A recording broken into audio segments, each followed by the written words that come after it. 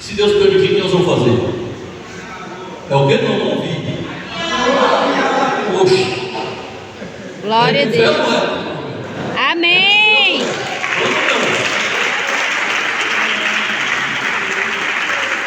Os irmãos têm essa fé? Vai ser uma fé de vocês, irmãos, porque a ceia mundial está disposta. Aleluia. A teoria da igreja está disposta. Mas nós precisamos encontrar os valentes de Deus. Aqueles que querem, né? Já tem uma arma, mas um pouco de confusão, né, pastor? Porque dá trabalho, né? Então, sim. Aí nós temos aqui já a formatura ali, como eu falei, do projeto Oasis, mostrando um pouco da formatura. Nós temos a unidade Oasis em São Paulo, aqui a sala de informática, aqui uma recepção, as máquinas de corte e costura e aqui a fachada de entrada. Aqui lá em Paulistana, no Piauí, e aqui a fachada do Oasis no Piauí. Ela fica beirando uma BR, todo mundo que passa ali vê a instituição reviver. Aqui também em Paulistana, aqui o dia da inauguração, a irmã Eleni Simarena, diretora da Fundação Ribeiro, pastor Marena, estava ali também, e aqui a vista da escola. Aqui a nossa unidade que será inaugurada em Teresina do Piauí, será bem no centro da cidade. Aqui parece uma entrada pequena, mas é uma casa bem ampla com muitas salas. E aqui, irmãos, um projeto importante. E aqui eu não tenho o cronômetro aqui, né? Lá nós não temos o cronômetro para não tardar. E aqui eu quero investir um tempinho nesse projeto, chamado Pão e Vida. Os irmãos que são mais antigos, os irmãos se lembram que na igreja, todas as igrejas pentecostais do Deus Amor, quando era ceia, o que havia na ceia? Campanha do quilo. A igreja deixou de fazer essa campanha. E a campanha do quilo era voltada principalmente ao quê? Ao socorrer os irmãos membros da fé. E as igrejas deixaram de fazer isso. Só que como da mesma forma como nós lemos esta palavra, é obrigação nossa arrecadar os alimentos, né?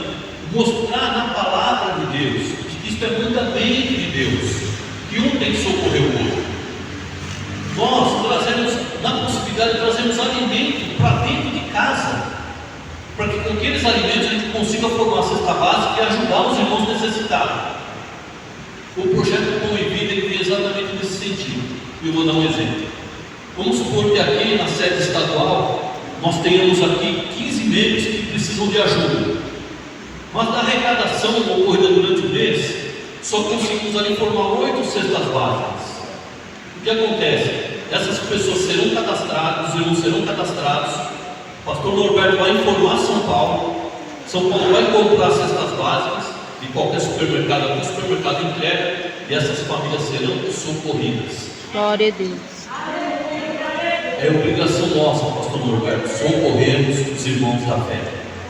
Amém. É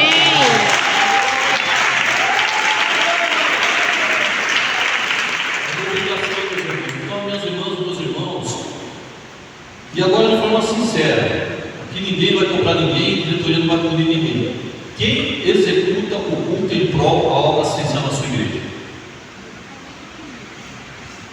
Se tem irmãos que não fazem, não tem nenhum problema, irmão. Não tem nenhum problema. Nem todos levantaram a mão. Nós, irmãos, aqueles que não fazem ainda, é uma obrigação nossa fazer esse culto em prol da obra assistencial. Só que ele é assim, ele é exatamente como uma campanha, se fosse fazer a campanha de libertação, se fosse uma campanha de jejum. A obra assistencial é igual, por quê? Porque ela é mandamento da palavra de Deus. Quando nós meditamos desde Gênesis e Apocalipse, Deus se declara que é obrigatoriedade nossa socorrer a viúva, o órfão, o estrangeiro necessitado. Deus chega a falar na palavra dele que se o povo dele não fazer, ele toma a responsabilidade para ele, ele levanta até o ímpio para ajudar. E como isso é tão verdade, pastor Roberto, ontem falando também, na verdade, nas passagens que eu montei no ministério, quantas pessoas ouvindo rádio por programação, colocaram no coração e enviaram cestas básicas para a igreja.